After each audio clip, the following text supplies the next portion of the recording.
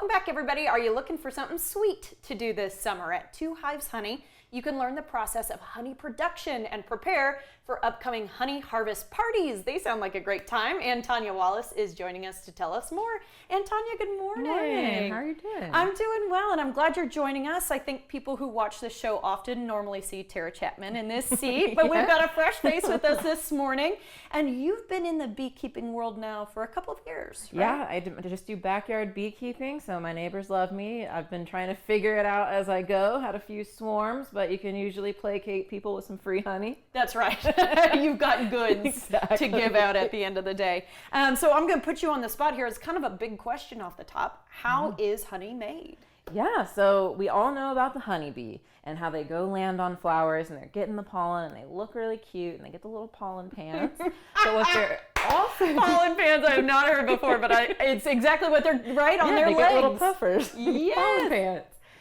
So what they're really doing is going for the nectar, and bees have two tummies. And I'm going to keep this answer as short as possible, but they have two tummies. One is a digestive tummy and the other is called a honey crop. They take the nectar and they put it in their honey crop where it mixes with a bunch of enzymes and gets it ready to be turned into honey.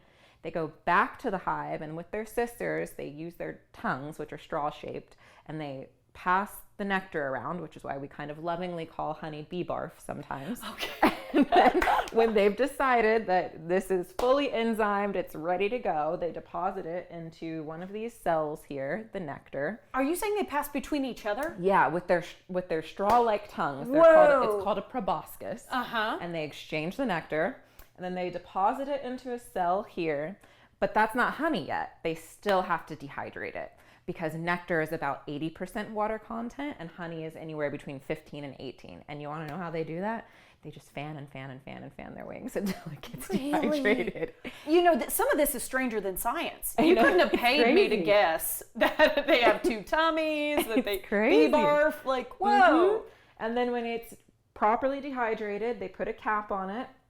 And then this is what raw honeycomb looks like straight from the hive. Oh, yeah, I'm going to hold that for you so everybody at home can get a look at this. Guys, that's really cool. It's really neat. Yeah. And depending on the source of the nectar, the honey's going to look different. So this is a fall honey here, and it's a little bit darker. It has more of a molasses flavor. And this is a spring honey, and it's lighter and a little fruitier. Oh, weird. Okay, so it's dependent on what they're pulling.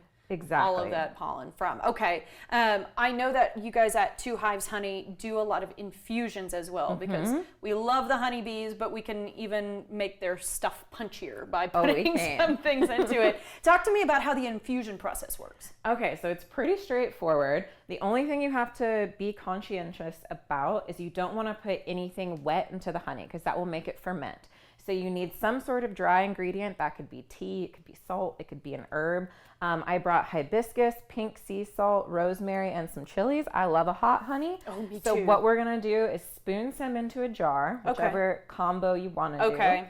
Fun thing about the hibiscus is if you ever wanna do a spookery around Halloween, this will make your honey look like blood. Oh, wow, because it's going to have that pink color to it. Exactly. Okay, so how many of these little guys do I put in? It's kind of up to you, girl. Really? Like however spicy you want it man, to be. I love it on like a pepperoni pizza. Ooh, hot I honey. love it on Brussels sprouts. Ooh, yeah, girl. Okay, so once you got your stuff in there, you're going to cap it back up, and then you're going to put this honey in your windowsill and just leave it there for like a couple weeks. Okay. Turn it every few days, and that's going to get the flavor in there. And if you leave those chilies in there, they're going to keep spicing up your honey. So by the time you're down to the bottom of the jar, you're going to be like...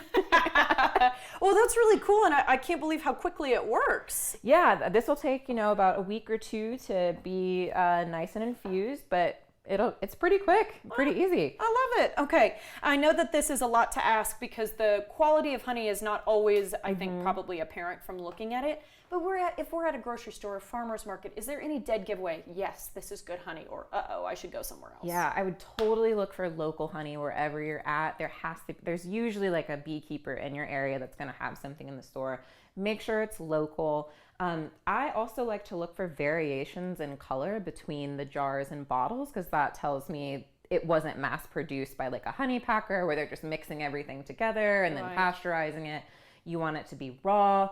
And usually in the store, you'll see some containers that have some crystallization, and that means it's good, natural, raw honey. You want your honey to crystallize. That doesn't mean it's gone bad. Really? Yeah. I've always thought the opposite. Yeah, it's just a natural process of the fructose and glucose kind of leaving the mixture of the honey.